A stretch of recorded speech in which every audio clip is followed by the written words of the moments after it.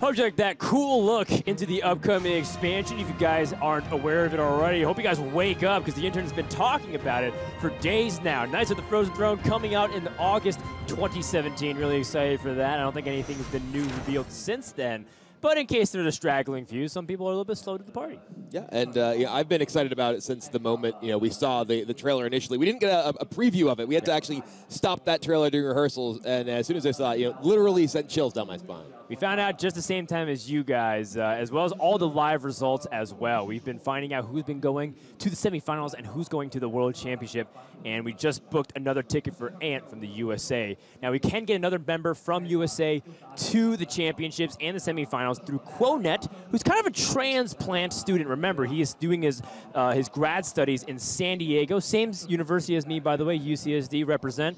He's going up against Neirea, who's exactly in the same spot as he was just one season ago. In Winters, he got to the top 8 and was denied by Frozen, who got second. Yeah, I think the two stories here are really Neirea looking for that chance at redemption of another shot. He fell short just here in the last championship, whereas Kuonet, he gave himself a time period to give this Hearthstone thing a shot. And, well, he's given it a pretty good shot so far, and if he wins just this next match, certainly his time off will be worth it. That's right. And, of course, the lineups are going to be really interesting because I believe one player is playing kind of a very control-heavy deck. You see Kuonet bringing anti-aggro, Neirea bringing kind of a halfway deck, beating control, beating some aggro.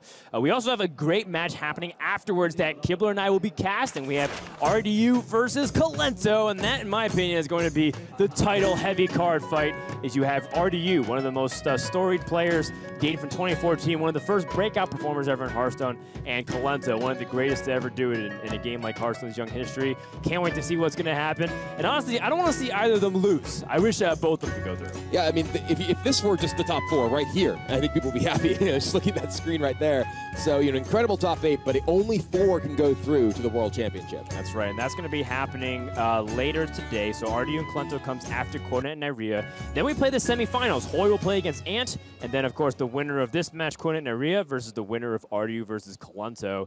And then we'll crown a champion, $250,000, Kibler, just to play some cards on the screen. And it's starting to come down to the wire. I can't believe the spring season's almost to a close. Yeah, and we are getting closer to filling out our entire roster of competitors for the World Championship as well. 6 players so far, and 2 more will be decided by the end of the day. That's right. And we do remember that one European player was guaranteed to qualify through RDU and Kuonet, but now we have another. And now that Ant's qualified, you just got to be happy for the guy. The amount of emotions that ran through him, you can see how much it meant to him, both in his profiles and for the winning moment. Take a look again at what Ant was feeling.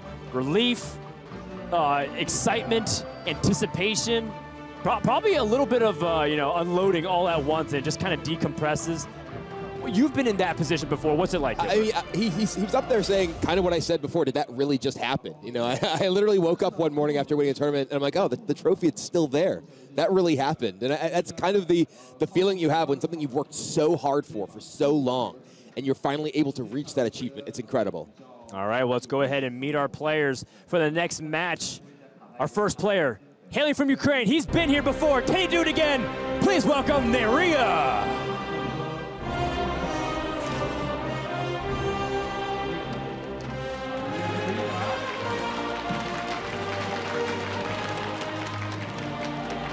His opponent, representing the USA. Please welcome to the stage, Kuonet.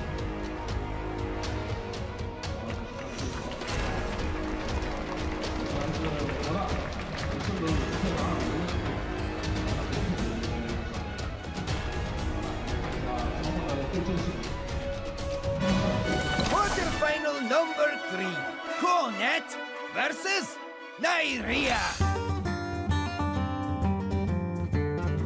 Neirea is a very consistent player, and I watch him for 3 or 4 years, and he plays in lots of playoffs. I think Kuonet is a very good player. I didn't look all the deck choices Kuonet made, but I think I'm really favored against him. Neirea is definitely hard to defeat, and his lineup is kind of counter me, so I need to stay focused and not to make many misplays. I don't really think about opponents, like how strong they are. because it can get into your head. I should just concentrate on my game, basically. I'm surprised to be that close to the World Championship, and I feel really happy about it. Kuonet versus Neirea. Let's see what you got! Hello everybody, welcome back to the Spring Championship. Kuonet versus Neirea. Match about to begin. And Nathan, this one I think is going to be really good. Both players bring control lineups. We've yet to see sort of that control versus control battle here at the Spring Championship. And I, for one, am pretty excited.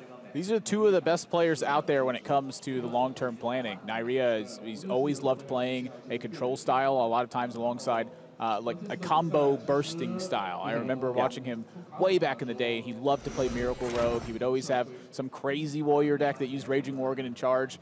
And a lot of that play culminated to the situation he's in now, where those combo decks are not quite as available in this particular format, but the long-term decision-making still there.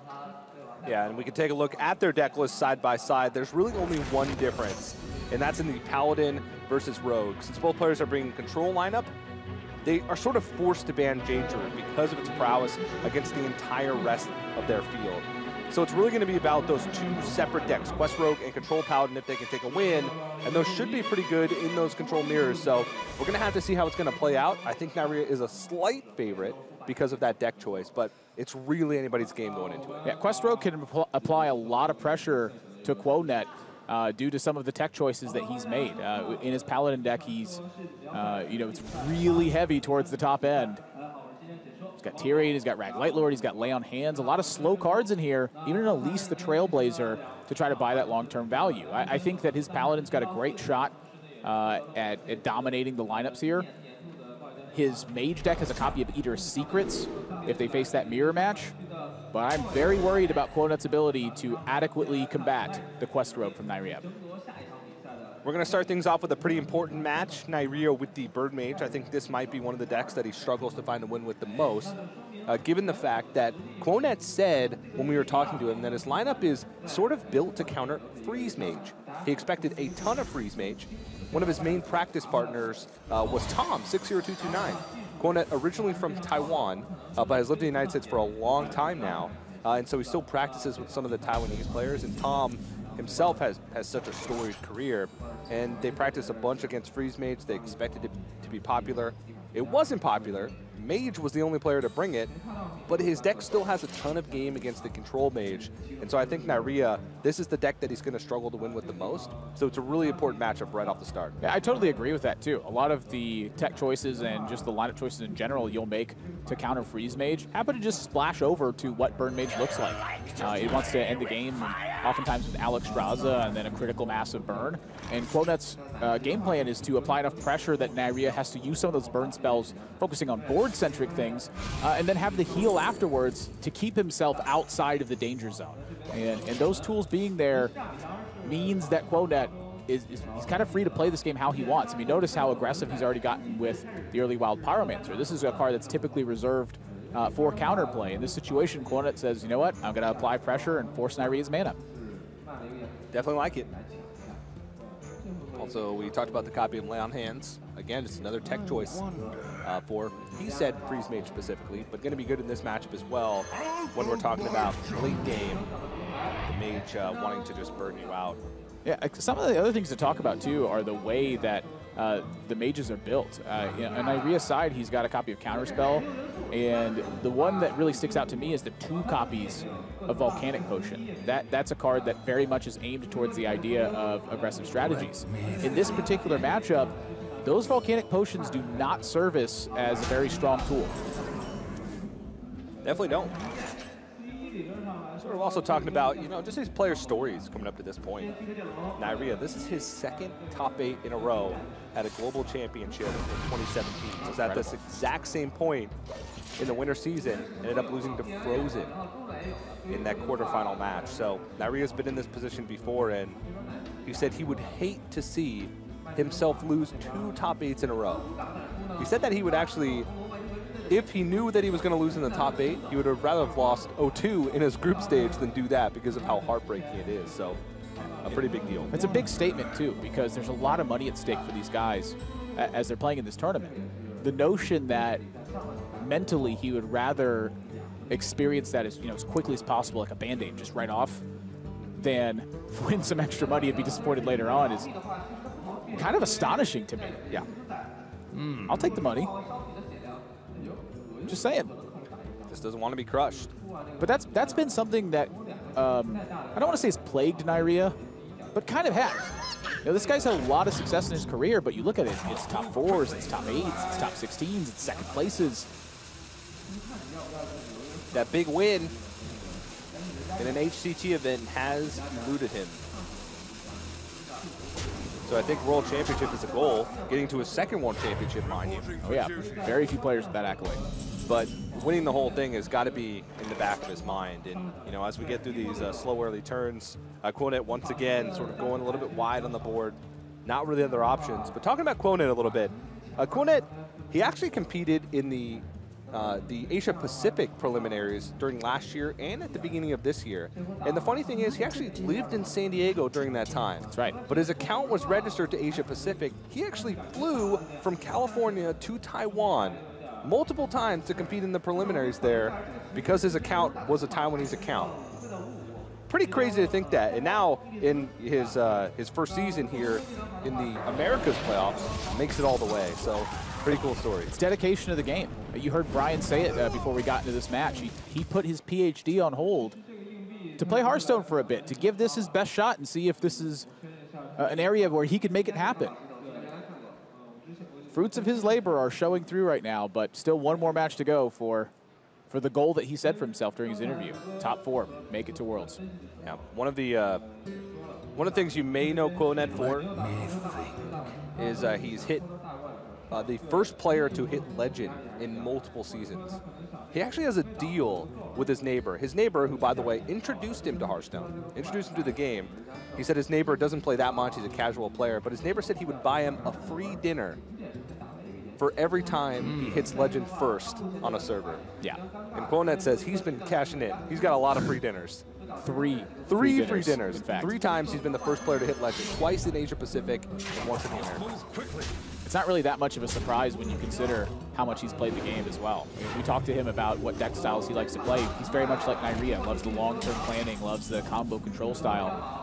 He said Demon Handlock and Patron Warrior were 2 of his favorite decks of all time. He said he had over 10,000 games of Patron Warrior played. Those high-skill decks, that's what he likes. And moving forward, Neirea has the Gluttonous Ooze.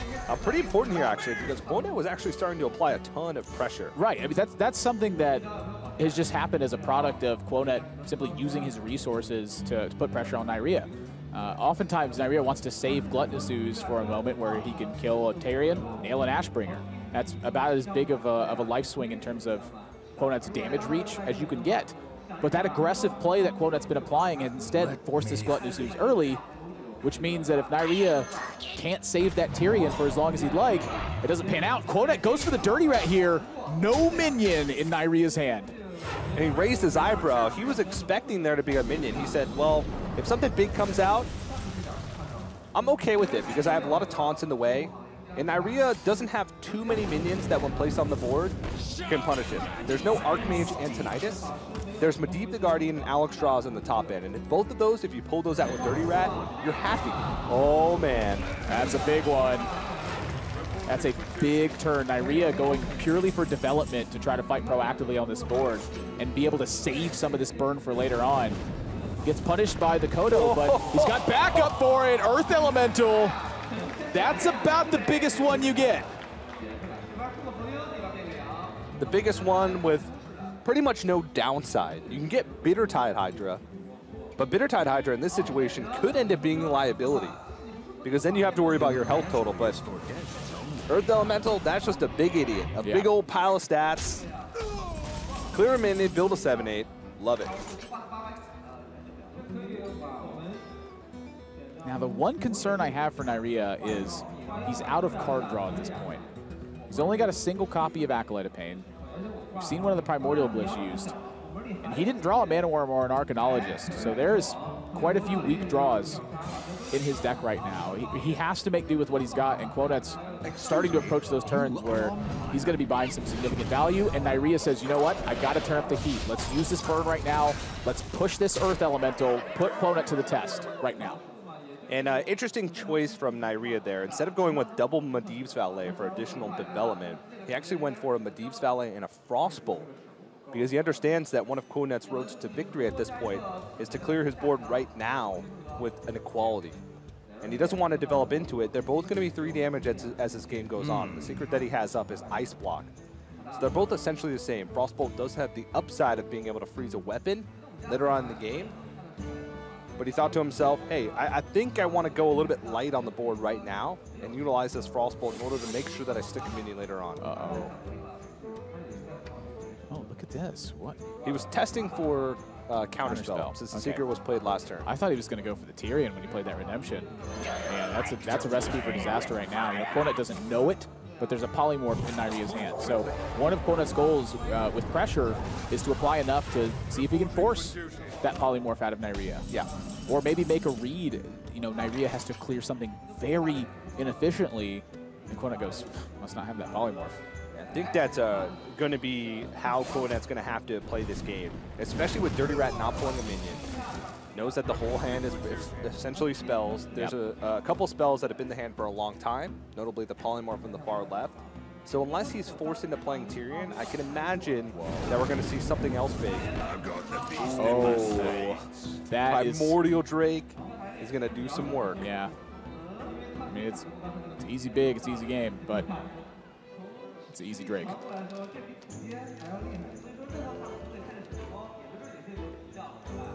Not that easy. It looks pretty easy to me. No, the game. Oh, no, that's hard. I'm not Kalento. It's not easy. Nobody's Kalento. Except Kalento. Sometimes he's not even Kalento. Ooh. This is deep. Whoa. You ever, like, not yourself? Let me think. That's me all right. I'm curious what Kuonet's really the tank about here. I mean, this is, you know, maybe he thinks that expending the Wicker Flame Burn Bristle is a little bit better since his second equality activation is the Primordial Drake. Yeah. Oh, he also wants to heal up out of the Danger Zone, seeing the Firelands portal. So Kuonet looks at this and goes, that's 2 Firelands portals that's been used at me now? I think I got to worry about this. Turns out it wasn't that easy. Oh my, and Neirea gets the biggest draw in his deck right now. With the way that his hand has been dwindled due to the value he's been expending to apply counter pressure, he needs these big minions to pull weight right now. Again, he's out of card draw. All his Firelands portals are gone. That burn was spent before Alexstrasza, so there's still more healing left in Kuonet's deck. That Medivh is the best draw in Neirea's deck, I think. Yeah, this play sort of plays around a couple things from Kuonet. He was at 13, so double Fireball plus a ping would have killed him. So a really smart play by him. Also setting Wicker Flame, instead of going for, say, Hero Power and go up, it challenges the big game hunter, but also if Neirea were to pick up an Alexstrasza, he'd have immediate healing from the Wicker Flame. Whoa, look at this. Neirea's going to expend a charge of the Atiesh, get the Medivh's Valet online. I like that. Hit face for 4. This shows you how desperate Neirea feels right now. I mean, these are very inefficient plays. But what's happening is he's hoping to make up that efficiency with the board presence. When you see Kuonet play that weak to your big game hunter, maybe Neirea's thinking, I guess he doesn't have Primordial Drake, but you've seen him play the Curator. I don't understand. He knows it's there. Is the big game hunter worth 4 damage right now? I think so. And an Atiesh charge? Even if Primordial Drake comes down here, he's got the Polymorph for it. And then he can push 7 more damage. He gets a 4-drop out of it. I don't know, Teach.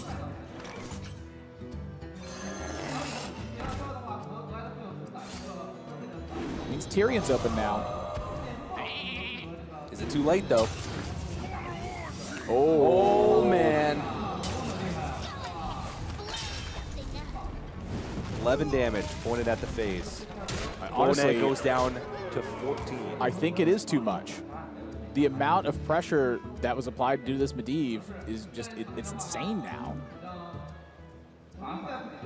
If Kuonet goes for Peacekeeper Kodo, look how much damage he's staring down. If he goes for Tyrion, Tyrion's checked by Ping and Medivh.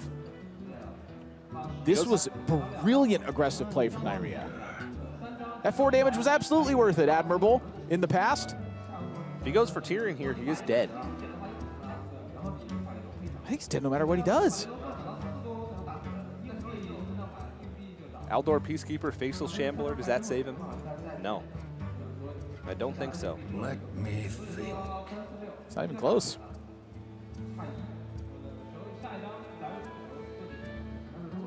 This is going to be an important win for Neirea.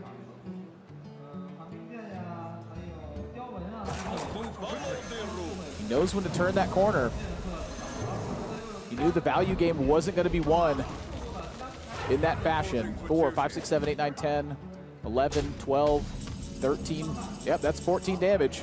Oh, no, he's a mana off because he can't Flame Strike and Ping in the same turn. But setting Kuonet to 1 here. Go Arcanologist, Coin, Volcanic Potion. Can't play the next secret. He only has an Ice Block left. It's already set. So Flame Strike, Coin, Ping off the Kodo. Set him to 1. You can ping off the Kodo or you can set him to 1. Flame Strike, I think, is for sure. This wipes out the counter pressure of the board. I would set him to 2. He's got Counterspell up too. I mean, Lay on Hands can't heal him. Quality's already checked. Doesn't lose from here. Yeah. Brilliant play. Still got 2 Fireballs left in his deck. Still got a Pyroblast left in his deck. Ton of burn in the bottom. He's even got Primordial Glyphs. He's got 1 of them. 1 Primordial Glyph. Yeah. 3rd Firelands portal helped out heaps this game. So did Medivh. Yeah. Pretty average on the 3. Got Big Game Hunter, Ali Armorsmith, and the Earth Elemental, and Kuonet taps out Neirea. An important win in game number 1. He's off to a great start. At what point do you stop playing control and start playing the aggressor? That's a tough question to answer anytime you're playing a slower build. Neirea's experience in that one guided him perfectly. He found the exact moment. He used the Polymorph on a target that wasn't Tyrion because he turned that corner. Tyrion was a non-factor in that game. Yeah, and you know, taking a look back, Neirea, exact same position just a few months ago in winter. And I think no one was really more surprised than Neirea when he failed to qualify for the World Championship after his performance there. But now he's back at Spring for a shot of redemption. So take a look. I think now I'm more motivated than in Bahamas. Quarterfinals. Neirea versus Frozen. This is absolutely a huge match for both of these players. Don't want to lose twice in top 8, you know? It probably doesn't feel good. Not feeling too fantastic here for Neirea at all. Frozen, ladies and gentlemen, has done it, coming back from a huge deficit. That was Neirea's chance at booking his spot to the World Championships. My end goal is always to win the World Championship, right? Neirea says goodbye to the Winter Championships. In the Bahamas, it didn't work out, even though I played well. But this time, I won't choke.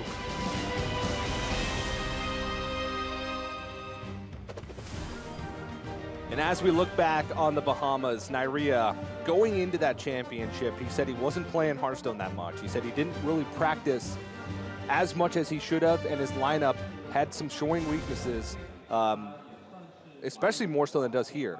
This time around, he had some pretty big practice partners. Oh yeah, he practiced with Fino. He practiced with RDU, and I know Neirea. I've talked to him a lot about strategy and preparation. A lot of times he simply theory crafts the game, or he watches other people play. Won't put a ton of effort into the actual mechanisms of the game. He's very confident in that area. But for this one, he said for 3 weeks leading up to the event that he practiced an average of about 5 hours a day, dedicated specifically to this tournament. and we talked about, with Neirea, about his practice leading up to the Bahamas, and he said, I'm just playing Hearthstone a couple hours a day. Most of my time is spent watching Hearthstone, or even playing other games. So, you know, that's a big difference, and a prepared Neirea is a scary Neirea. He's got a 1-0 lead now, so we'll move into the next game in a moment. But in the meantime, we're having a lot of fun here at the Spring Championship. You know, we're not just here to watch. We're here to have a full Hearthstone experience, and I think a lot of the fans are enjoying it. There's tons of, you know, influencers, personalities. There's some of the Hearthstone developers here that are signing posters, signing T-shirts. We have a ton. We saw the puzzle wall. Everybody was given a puzzle piece when they came in, and it's starting to come together. Also, we're selling a ton of merchandise. I know you, Admirable, were over there yesterday. They have these mystery bags. So it's like opening a Hearthstone pack filled with merchandise. Pretty cool. Yeah, I've loved doing that. And this is one of the reasons that I've always loved these big events so much. It's a celebration of the game where all these like-minded individuals who just love the game have come together to experience it in a more in-depth scenario. That's what's kept me playing cards for as long as I have. And without events like these, I don't think I'd be here. Well, I certainly wouldn't be here. I wouldn't make any, you know, there'd be no event or whatever. I'm sorry, you know, I quickly turned that downhill on the logic train. But what came first, the Admirable or the event? It's an existential crisis. I understand. Don't worry. All right, well, we're moving into game number 2 here. Neirea's going to throw out the Quest Rogue and Kuonet with his own version of the Burn Mage, the Control Mage. And Kuonet, very similar list to Neirea, but with a few key differences here. Yeah, the major difference is that he's got a copy of Eater's Secrets in the deck, meant to play a big tech against that mirror match of Mage. That's out of the equation now. Something else to look at is he's gone a bit more on the defensive route, I'd say, with his earlier tools. There's a Blood Mage Thalos in there. Oftentimes you couple that with the 2 copies of Volcanic Potion, make sure you can wipe out 3 health boards against Shaman. That's a very common thing right now. And he's also got a copy of Ice Barrier in place of that counter spell that we saw in Neirea's deck. So playing a much more defensive, reactive style than I think what we saw from Neirea, where he was able to turn that corner very quickly and really put Kuonet to the test.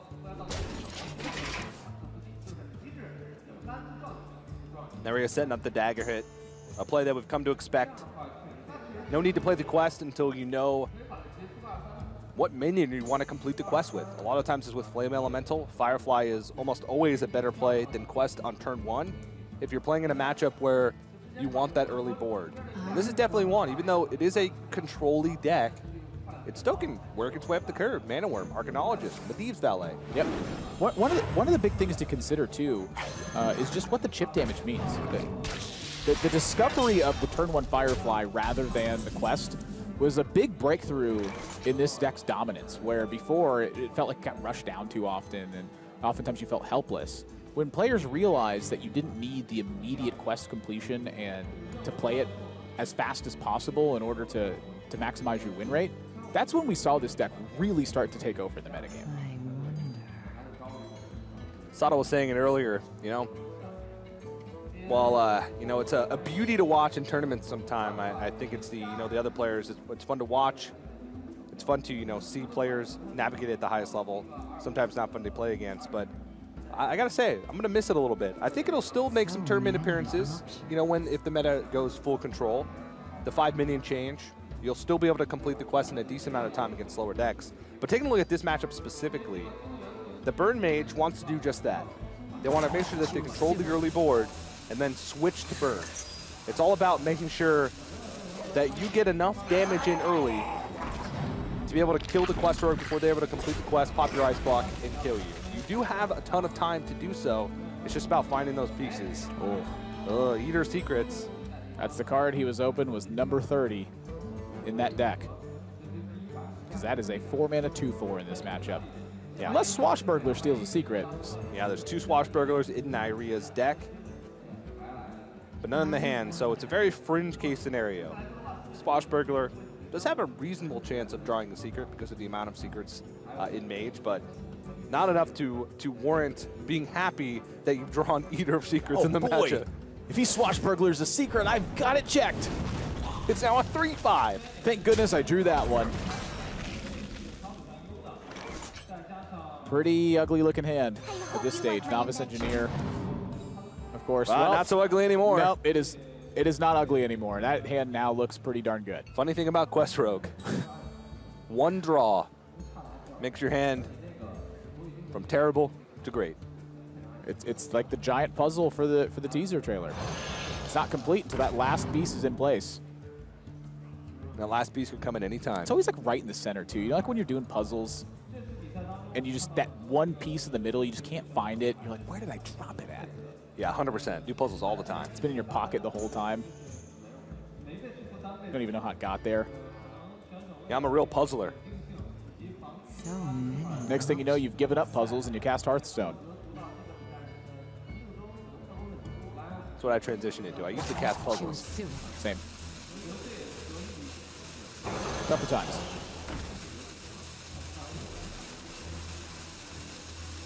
That is only the first Flame Elemental coming out. Yeah, I think wise to go with the Firefly here as well. In the slower matchups, it's very easy to justify using Firefly as the bounce rather than the Flame Elemental because you simply have the time to do it. In the more aggressive matchups, usually the mana efficiency trumps that value. Yeah, that one mana can make a difference sometimes. Yep. I mean, we've seen Counterspell on Coin delay quest progress, you know, by a full turn before. Neirea takes a lot of pride do. in his deck list and his creativity. And also, he thinks that Europe as a region just sort of has that additional prowess over the other regions of their deck building going into tournaments. We actually talked to him about it, so go ahead and take a look.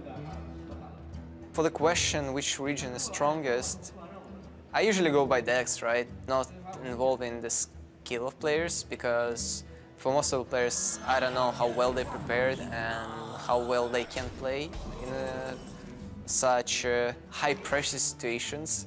So I would say just by decks, Europe still has the strongest decks. And again, looking back on the Bahamas, one of the weaknesses of Neirea was the fact that his deck lists were not optimized. He said if he had brought a different Warlock deck, he could have won the whole thing. One weak deck can mean you have a weak tournament. And in this tournament, with what his lineup's trying to do, I don't think he has a weak deck. Doesn't look like it. And with an Igneous Elemental drawn, he also doesn't have a weak hand. He didn't really have a weak hand before, to be perfectly honest. He did need another bounce effect. That counter right now for the quest is actually for Fireflies and not Flame Elementals. Oh, that's right. So we did need one additional bounce in order to secure the quest completion.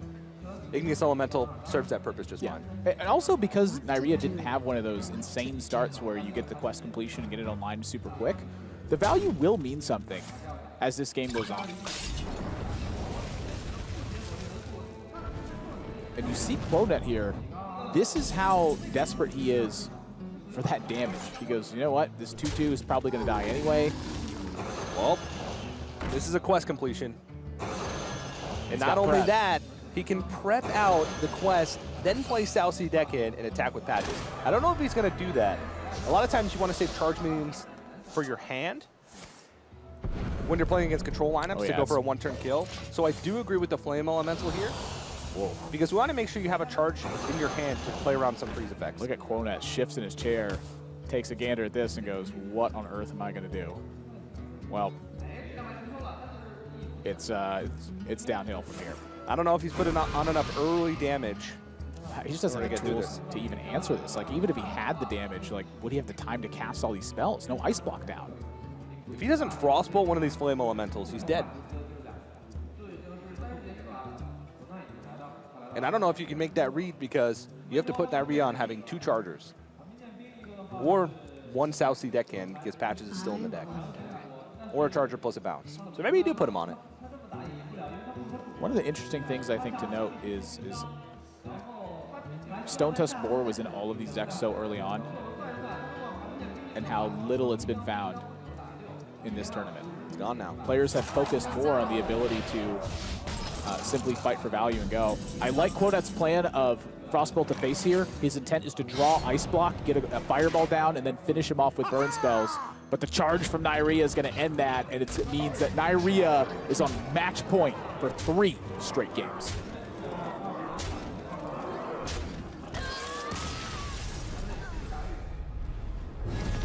We said he was favored going in.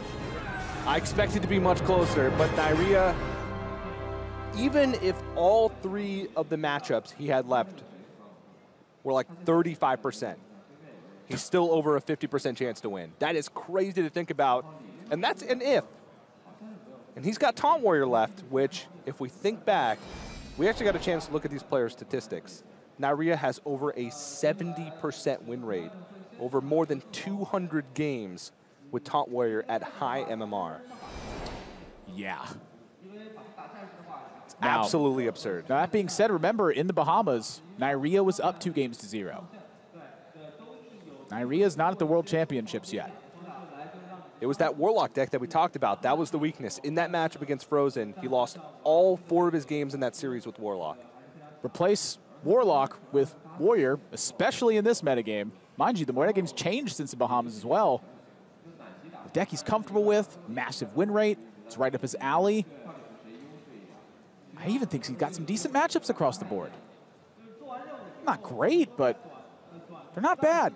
He's got a mirror matchup from Kuonet. He's got a control paladin matchup, and he's got a burn mage matchup.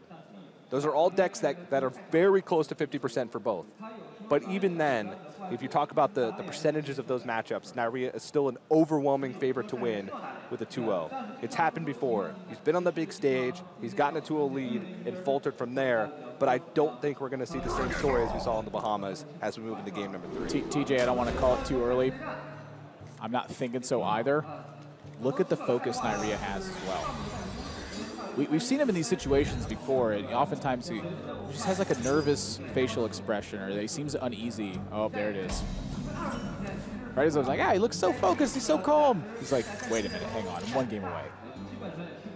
Notice Neirea threw away Fiery War Axe in this mirror match as well in the opening hand. Kuonet, oh, Dirty Rat right away. Honestly, Dirty Rat in this matchup is a very key card because the quest progress says play 7 minions with taunt. It doesn't say summon 7, it says play 7. That means you have to actually pay the cost for them. If Kuonet's able to pull a taunt minion out of Neirea's hand with that, it delays that progress 1 step further, and it's often a race to that Sophie House. It's definitely a race. That's 100% what this matchup is about.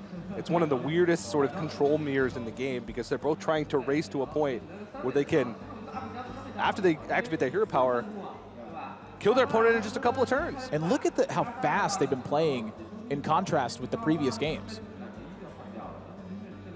Kuonet now reminds himself, whoa, slow down a little bit here. Let's think this through. You know, the first 2 turns of the previous 2 games, we had time to tell stories. These guys are rumbling. Well, it's a big one to pull out, but that's not a bad thing for Neirea. He's got Execute in hand. These are relatively weak minions he'd be sacrificing. And again, 1 less taunt that Kuonet's going to have as this game moves on. You know, think about the cards he can draw that aren't taunt minions right now. He's got his own Fiery War Axe. He's got Slam. Of course, can replace itself. Sleep with the Fishes, Ravaging Ghoul. Early on, these decks were loaded with taunt minions. Players found out you didn't need that many. Just needed enough to get there. I remember Stubborn Gastropod was in the deck for a while. Oh, yeah. That focus from Neirea.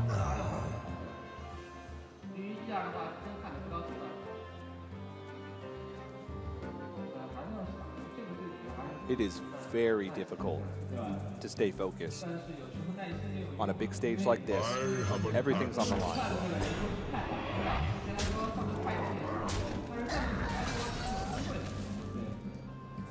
Oh my.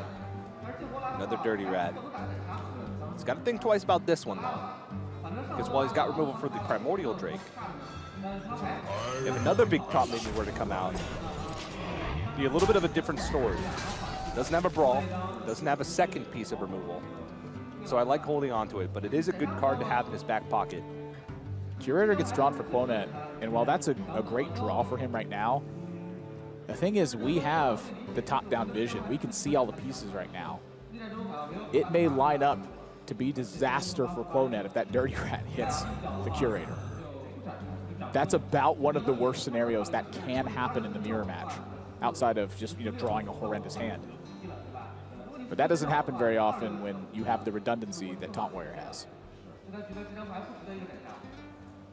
I'm really liking Neirea's chances in this one. Looking at both players' hands side by side, Neirea seems to have a little bit of an edge. He's got a little bit of a resource advantage as well, but Kuonet has a chance to reload with Acolyte of Pain plus Whirlwind. If he goes for Acolyte of Pain plus Whirlwind right now as well, he could end up trading over the Primordial Drake. He would kill him though. So that's a little bit weird. He's getting nervous. I'd be nervous too. Nervous. He's playing for a spot at the World Championship, man. This was not how he looked in the first 2 games. Whirlwind picked up for Neirea. Just gonna take it slow. Honestly, the Bloodhoof Brave is holding down combat in a very awkward spot for Kuonet, because the first time it gets touched by anything, it immediately goes to 5 power. You can't deliver all that damage in one shot, and that means that he's going to have to make a sacrifice of one of these other minions to finish it off. What now?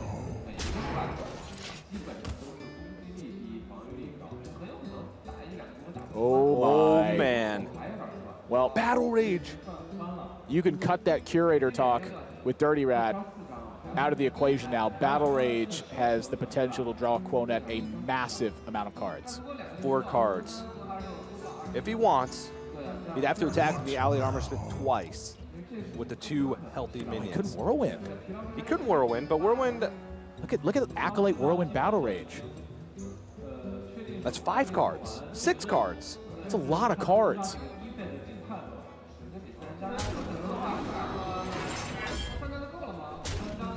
He's not a greedy man.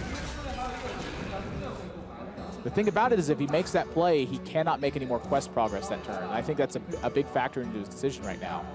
So once he sees what his hand looks like, he then can evaluate how much time he has and how much gas he has to work with. So he does get less cards this way, but the trade-off is that he's making quest progress. So development is still the focus here, despite the massive amount of cards Kuonet could have just drawn. Still got the Slither and Tarlord, but there's also a nod towards Booty Bay Bodyguard. He's got to make a choice. That's a tough one. Booty Bay Bodyguard allows you to get the taunt out sooner. Well, the Bloodhoof Brave's holding down a fort. He's facing himself 5 minions. Uh-oh. Tarlord hits. It's not that bad for Neirea because he's not really on the offensive here anyway. So the Tarlord hitting, it just means that it's another 1 power body on board during Kuonet's turn. It gets plus attack while it's your opponent's turn. Doesn't really do much on its own. Yeah, I mean, none of this board. 4, 5, 6, 7, 8 power with 5 giant taunt minions. And notice not very much. Neirea playing the Armorsmith here as well. This is the sort of the second stage of the matchup. Is not only do you need to race towards quest progress, but ideally you're at a healthier life total than your opponent. As those Ragnarok shots start raining down turn after turn, a lot of times the player's goal is to direct those shots to the opponent. They're not as concerned with value anymore. It's about closing the game. It makes your opponent overextend, that activates your brawls, your sleep with the fishes, you know, that sort of stuff. The shots to face, though, will threaten to end the game. And so the player with the healthier life total in that situation is usually at a big edge. It's something that you see players like Pavel, who has a fantastic win rate with Quest Warrior, players like Colento, they pay very close attention to it.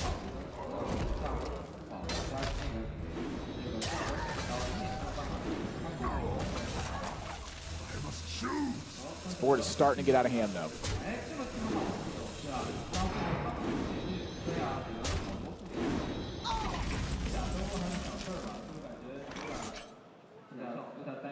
That belongs in a museum. Primordial Drake doesn't really help in this situation, but Harrison Jones is going to get him 1 step closer. Kuonet can complete the quest this turn. And if you have the board and you're the first player to complete the quest, you have a significant advantage. I cannot stress how important that Battle Rage draw was.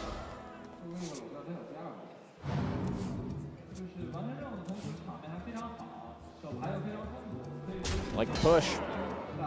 No reason to trade off that Harrison Jones.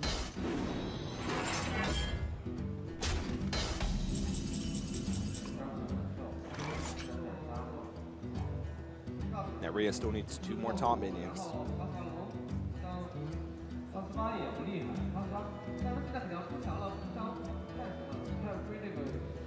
How on earth does Neirea win this game? Crazy to think about the difference in our tone towards this matchup as it progressed. Battle Rage completely changed the way I looked at this game. It's so important to have that draw mechanism. Yeah. I've talked a lot with Frodan about this matchup, and says he loves to watch Kolento play it. That time after time, he demonstrates the importance of drawing those extra cards, even as you're seemingly dominating the game, as you're ahead. The most important facet is still having something in the tank. You can't rely solely on the Sephiroth if you want consistency in your game plan.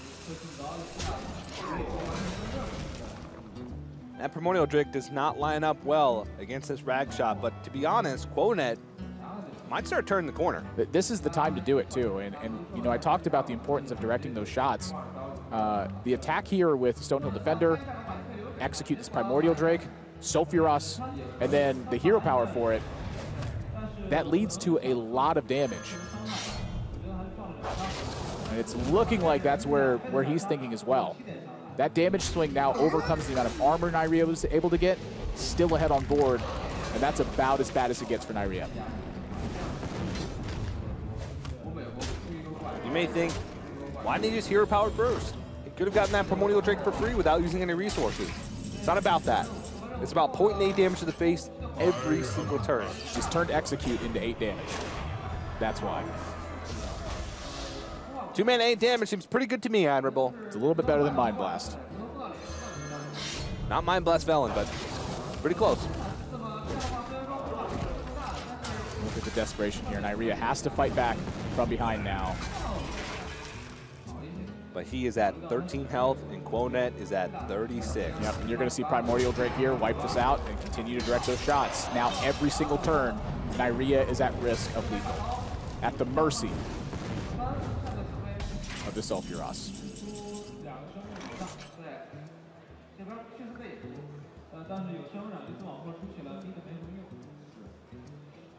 Still 2 brawls in Kuonet's deck. Every time Neirea's wide on board. It'll either isolate and kill the minion, or it'll kill Neirea. I don't really see a way out. By the grace of the cards. He's got to kill this Primordial Drake. He's got to get that Ragnaros shot going. He's got to hope that he dodges. Those giant flaming balls, if I don't even know what they are. They're just giant flaming things, and you don't want to be hit by them because they hurt. It's magic, Admirable. Well, he activates it first here. Ally Armorsmith is interesting. I think he needs to go a little bit wider. And he needs to start getting the potential of additional armor gain. Not safe from the shot just yet.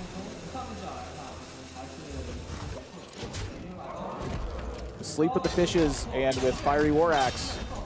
It's not quite there. Sleep with the Fishes still deals damage. So could he execute first? Oh, he brawls first. Oh, I'm pretty sure that does it. Brawl. Yeah, that's it. Brawl, no matter what survives, Fiery War Axe comes down, and the Ragnaros hero power will end the game.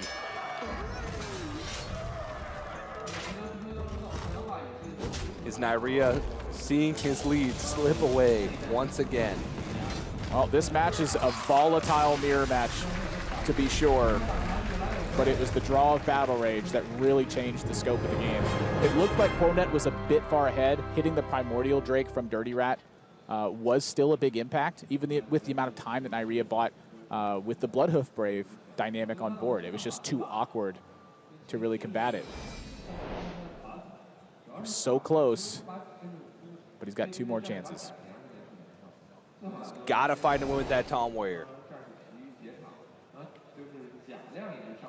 Fellow European Hoy is already waiting at the World Championship. Stanu Dachi, a player that Neirea knows well, won the Winter Championship. Now Neirea in a situation again where he's in quarterfinals, had a 2-0 lead. Can he close this one out?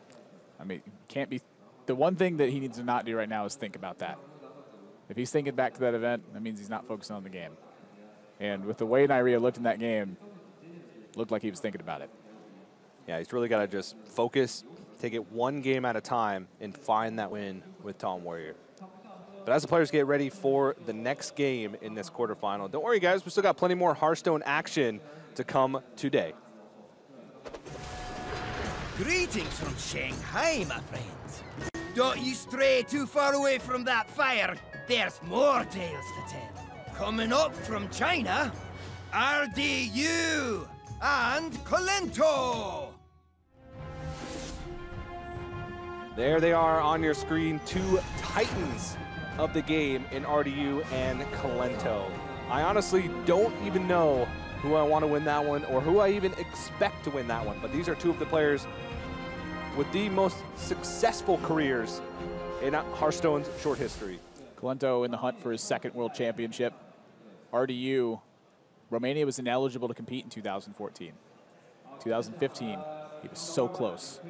2016, he was so close. And now in 2017, he's so close. When's it going to happen, Tej? Next. We'll see. Find out next time on the Hearthstone Championship Tour. Game 4. I spot a mana worm. I also spot 2 Arcanologists. This matchup is tough enough as it is.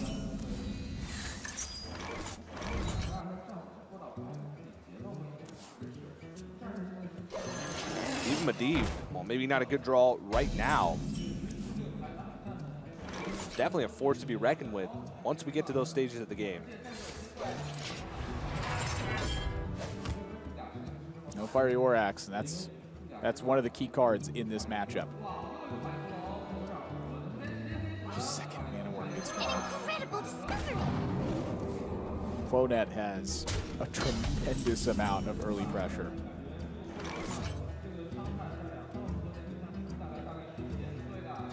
I must say that Neirea looks a lot more calm in this game, though. Sort of got to tell yourself that it's not about what happened in the past or what you expect to happen. It's about focusing on the game that you're in right now and making sure that you make the best possible play every single turn. And this second Mana Worm draw, I think, means a lot for Kuonet right now. Mana Worm's hitting, Coin will buff them both up, Ice Block both and buff them both up, cuts that Acolyte down, one single draw for Neirea. That's a card you often expect to draw you 2 cards. And instead, he's facing 8 power. This is not an aggressive deck. Even if you get to this early board, you're still looking at a powerful mid game, a powerful late game, a ton of burn in the deck. But this really just means that Kuonet has a lot of hard-hitting cards left in his deck right now.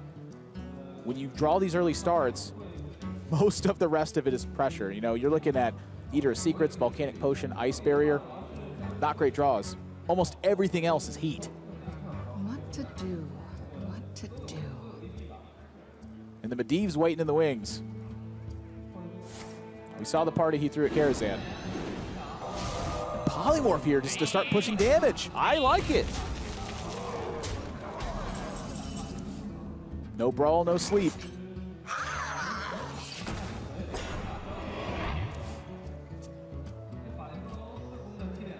Well, that's going to slow things down a bit. I mean, oh, wait, no, it buffs it up. It buffs up the Mana Worm, still just lets him run this over and keep pushing damage. He can push 7 more. He's going to put Neirea down to 14. He's got a Firelands portal in hand.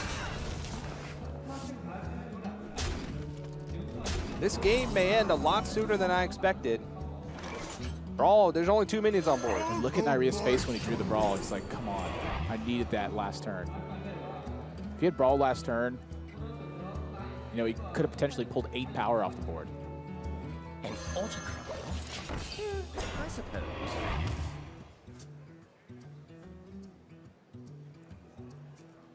Laser focus.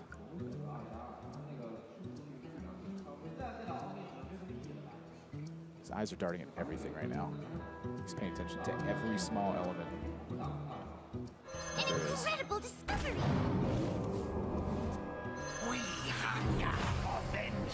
Another important thing about these archaeologists early on, not only is it just an early board, but it also thins the deck.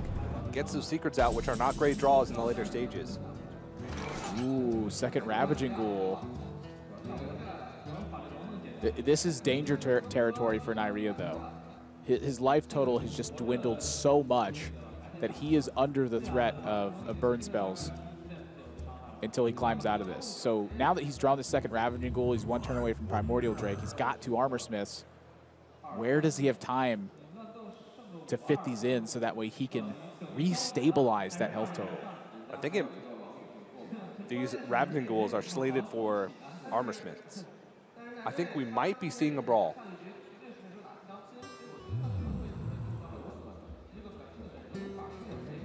It's pretty rare that a mage's board gets wider than 3 minions. Here we go. There is one really bad outcome here. It's not it. It's about medium. Primordial Glyph. Alexstrasza, not really that useful. It's an 8/8, but he's already below 15 health. It's actually kind of a liability draw at this point. Man, we talked about Neirea's ladder record with Warrior, but he is struggling in this event. 1-4 so far with Warrior in the Spring Championship. This deck has given him some trouble. And again, it looks like he's in trouble.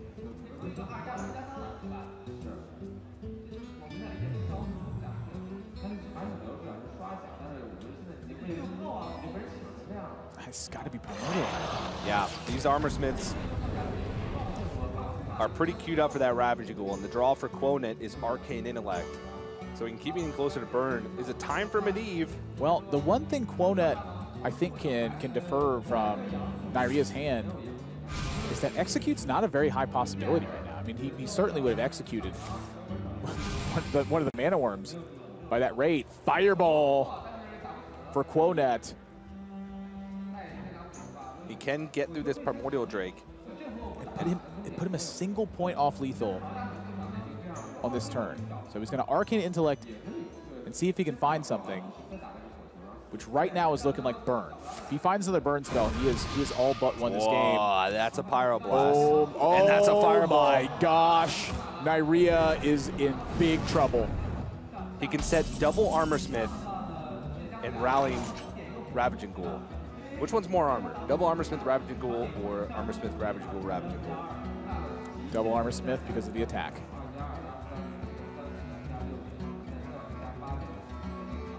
Is that enough? I don't think it keeps him alive, though. He'd get 6 armor from the Ravaging Ghoul. That'd bring him to 13, 14, 15 from the hero power, 16, 17 from the attack. So it would keep him out of lethal range this turn. But over 2 turns. Actually, he's got second Ravaging Ghoul. That's the thing, is it depends on if the Armor Smiths actually stick to the board or not. I wanted to talk about this turn with Medivh here because it seemed like Neirea didn't have an execute. Again, I'm pretty sure he would have executed one of those 5 power Mana Worms instead of just sending something into the fray to die. If that Medivh had hit instead, you'd be looking at Neirea under the pressure of value and under the pressure of his life total. That's the 2-pronged attack. That's really too much. But Neirea, if he's going to win here, that's the play. That is the play. He needed to play the second Armor Smith. And so now have the tables flipped.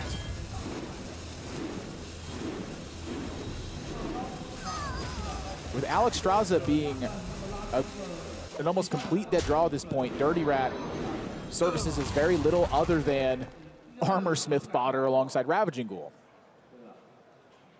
12 damage, 15 damage.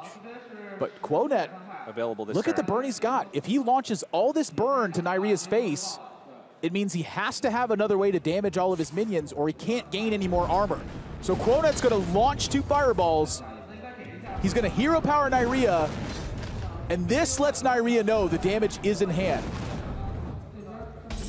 This turn, he can gain 10 points of armor. Now even more armor with a Stonehill Defender. I think Neirea is going to get out of this. Dirty Rat. Medivh's Valet, that's just more burn that he's pulling. And a Stonehill Defender and a Ravaging Ghoul. That's 12 armor with the hero power. That's 14 points of armor. Ali Armor Smith to compound it. Ravaging Ghoul armor up. He's even going to gain more armor because he can queue up some of these attacks into the Medivh's Valet. He can gain 2 additional armor by attacking with the Ravaging Duel. Doesn't want to use the Armor Smith. They service better right now. Yeah, if there's AoE that comes out, he's going to gain even more health. Back to 20. The patience that he showed in this game. He was under so much pressure, but he kept his focus. He stayed calm, said, this is the turn. If I survive here, I can get out of it. And that Volcanic Potion will clear Armor Smiths, but that gives another 12 armor Neirea if it's the case. What's the plan here for Kuonet? I mean, if he wants to gain a lot of armor, Sleep with the Fishes is the way to do it. Sleep with the Fishes will damage all of his 3 health minions. He can gain another 10 health, 12 with the hero power. Kuonet, he kind of looked down and he smiled like, I think this is it. Neirea, he will feel safe at 12, but will he have an opportunity to get more armor value than what he's got right now? We're going to find out. I like just the Ali Armor Smith. If AoE comes out, he gains enough armor. 12 is safe because there's a natural Fireball gone, a Primordial Glyph gone. It would take Medivh's Valet, Frostbolt, Fireball, or some combination of the 2-3 damage spells plus Fireball. How confident does he feel? Does he want to cash in on these Armor Smiths now?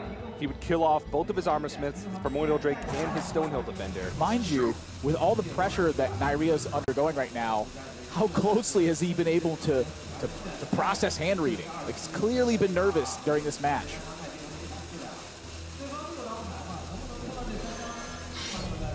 Feels safe. I like the War Axe. That's some presence of mind right there. Keep the pressure high.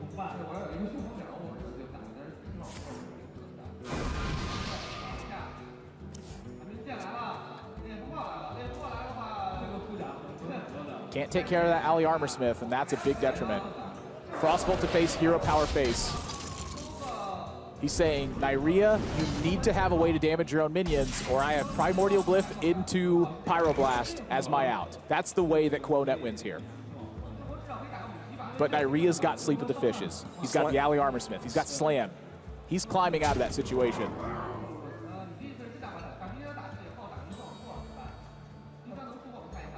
He could pop the block here, but it would force him to give up his armor up.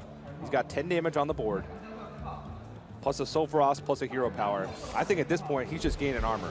He's going to pop the block next turn regardless. If you Sleep with the Fishes, then Stonehill Defender's going to die anyway.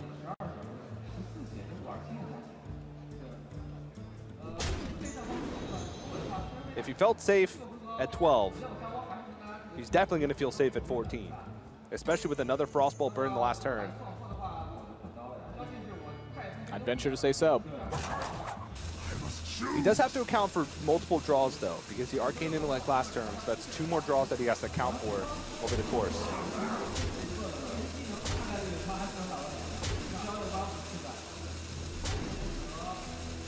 Sleep with the Fishes, Soul Frost, hero power. No, he's not going to go for it. Just going to gain the armor. I think it's wise to do so. Cash in on that. Yeah, he doesn't need those minions anymore because at the moment, he does have a way to pop the block next turn. 24 life. Oh, he draws the Primordial Glyph, Is too. it enough? Well, it's just not. It's crazy to think about how close this game has been. And even though Kuonet's game plan is a Hail Mary in this spot, that looking at the glyph in hand, without that Sleep with the Fishes, you may have been seeing that happen. Now the plan here for Kuonet has to change. He's not going to get through 24 health, even if Primordial Glyph picks up the perfect burn. He would need to Primordial Glyph into Kabbalist Tome, into a combination of the Infinite Ice Block. Yeah, Infinite Ice Block or Ice Blocks with combination burn spells. Think about how much different this game could have been if Kuonet played Medivh. Yeah. He had the pressure, he had the lead, he had value. How much can you expect, though? You have almost a guaranteed lethal next turn unless your opponent gains 6 or more armor in a single turn. I don't think we can be in Kuonet's shoes and change the way he played. Neirea had the armor gain. But it is interesting to think about. Kuonet picks up second ice block, so he has a few turns for himself to buy. Importantly, it's a 1-cost ice block, too. Fitting a lot of stuff with that. Alexstrasza. That's the key. He can defensive Alexstrasza and play ice block in the same turn, which could not only put him out of range of ice block being popped to buy him 2 additional turns, but it also puts an A down on the board. And while Neirea does have a lot of health, one thing that he lacks right now is board pressure.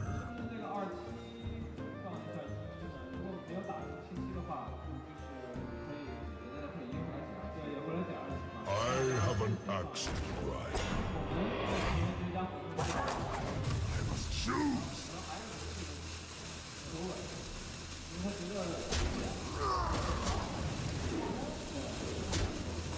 don't think he's willing to give up armor up just yet.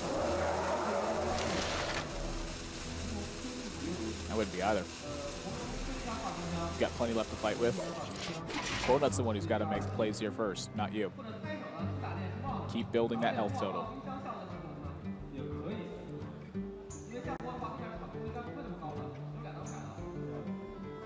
Kuonet can build up a pretty significant board here. Needs to ice block. Can trade into Ali Armorsmith or Bloodhoof Brave. Flame Strike, ice block, Medivh's Valet. Clear board.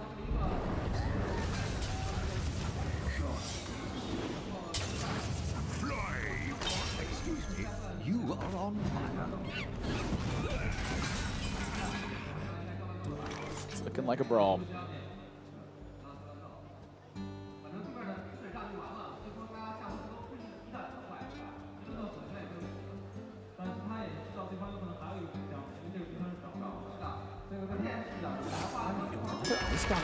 Alexstrasza is actually, it's gonna be scary. It is. The 1-1 lives, the worst result. That is for Kuonet. Very big. And if Neirea's swinging this turn, there you go. It's like hang on there. 1-1's not dealing that much damage.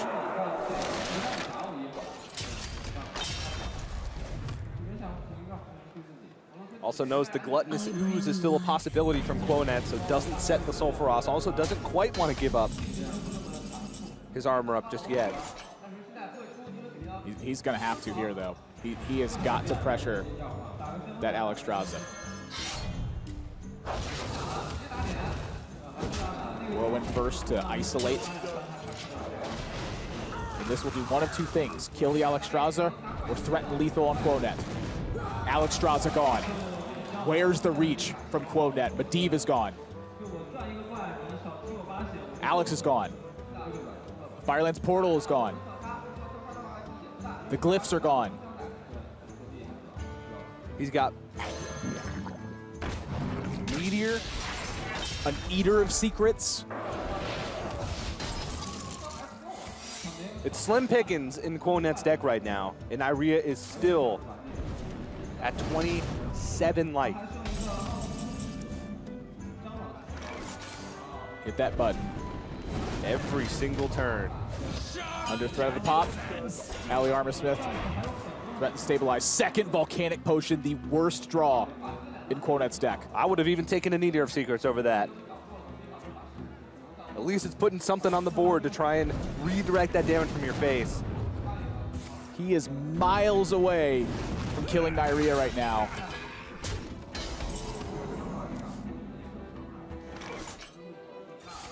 Hit the button. No matter of time.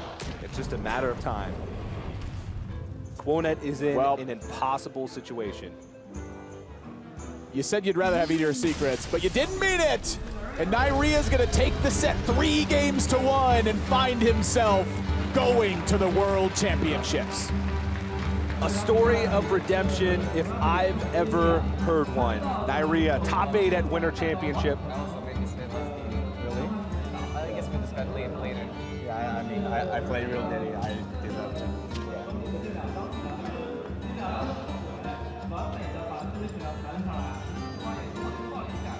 Some words among the players as well. That's how you know there's passion in the game, when the first thing they want to do is talk about what happened.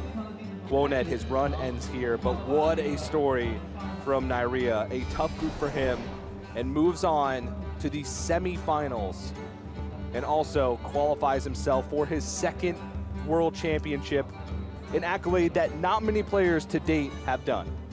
No siree, Bob. Once upon a time, that was reserved solely for players named Kranich, who was in this tournament in the hunt for his third. His run came short, but Neirea, the hunt begins for the next title. Yeah, Tice as well. Those three players, the only three at this point. Kolento can do it as well, but for now, let's go on stage with Ali for some words with our winner. All right, congratulations to Neirea， 掌声送给 Neirea， 哇，非常精彩的比赛，尤其是最后一轮，实在是太惊心动魄了。他现在即将，明年呢就会去我们的世界总决赛，看他心情如何。So finally you're going to the Worlds. How are you feeling now? Feeling good, I guess. One word, feeling good. You're so chilled, man. Talk about the last game. It's like everyone's, I mean, it's so intense. How are you feeling? So I played well until like one moment when I used Sleep as the Fishes. I really spaced out, and since rope was already burning, I could have popped him on the same turn, and so he would have no chance afterwards. But it was already like 5 seconds, and animation would probably last longer. So I made a huge misplay. But I also, in that game, I risked not playing Armor Smith after the brawl or before the brawl, because he could have killed me. I was on 8 HP, he could have killed me with a lot of combination of cards. But I thought that I can't win if I don't get this big Armor Smith turns. 好，那么他刚才说了，他觉得最后一场比赛他一开始打的都还好，但是有一次呢，由于要烧神，他害怕动画效果来不及，所以他出那张鱼死网破卡片的时候，他觉得并没有出到位。如果他在那局能处理比较好呢，可能会更早的结束比赛。同时呢，他也比较犹豫自己在铸甲师这张牌的使用出牌的时间，他认为也是比较难把握的。但总而言之呢，最后还是赢了哈，虽然赢的并不是那么轻松，我相信现场的朋友们也看得非常的带劲儿，对不对？再次给Neirea掌声鼓励一下，嗨！我在后面看的，心里面压力都非常非常的大。All right. Okay. So when you lost the third game, so did you feel that, oh no, here we go again? I felt a bit that because he can't sweep my Taunt Warrior, and Taunt Warrior Mirror is probably one of the best matchups besides like Paladin. But you know, in what like Mage should beat my Warrior pretty consistently because he runs Meteor and Polymorph. So I was like, yeah, he wins this Mage versus Warrior, and then like close matchup versus Paladin. Yeah, maybe I can choke again like last time. 好，我刚才问他问题呢，是本来2比0，非常的顺利，但是第3局他输了之后，他是否感受到有一些压力啊？他说确实如此，因为他的防战，本来对阵骑士的时候优势就不是很大，后来对阵法师，他觉得自己可能也会有一些问题啊，压力真的特别的大。不过最后呢，对方确实也犯了一些小的错误啊，他抓住了对方的错误，赢得了比赛哈。我觉得真的运气特别好啊，他也是一个奋斗了很久才最终拿到了我们世锦赛最终入场券的选手，他即将进入我们的4强，明年也会进入世界锦标赛的总决赛。让我们再次恭喜我们的 Neirea. Thank you very much. Congratulations, Neirea. What a good job. What a good game. Right. Man, what a performance. And, you know, one of the first things that these players do is they sort of look back on where they thought they misplayed. And, you know, maybe he could have done it. He wouldn't have gained a significant amount of armor. But the thing he was talking about was if he had popped the block then, he wouldn't have given Kuonet a time to be able to play Primordial Glyph and get another ice block. So maybe a very small one, because gaining 20 life still feels pretty good over the course of a couple turns. But definitely a great performance from Neirea. Incredibly excited to have him at another World Championship. It's just so incredible. We're going to have a guaranteed 3 Europeans in the semifinals, as our next match is RDU versus Kolento. So the two of them won their quarterfinal matches, and now two of them have to face off against each other. They really tried to get 4 through, but the brackets didn't work out the way they anticipated in this one. But for Neirea, it's been years in the making to get this spot for him. It's very rare that you see as big of a smile as he had up on that stage, but man, does it feel good to see.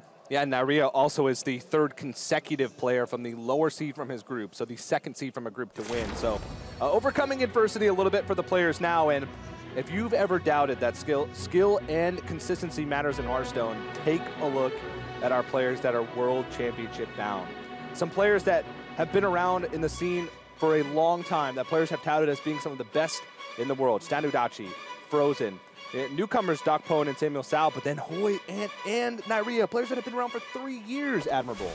And playing at the top level at that. It's very rare, I think, that you can see a field quite this stacked, but time and again, seems like the championships just keep getting better.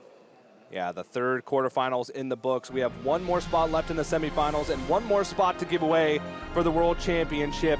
And it's going to be a match for the centuries. RDU versus Kuonet.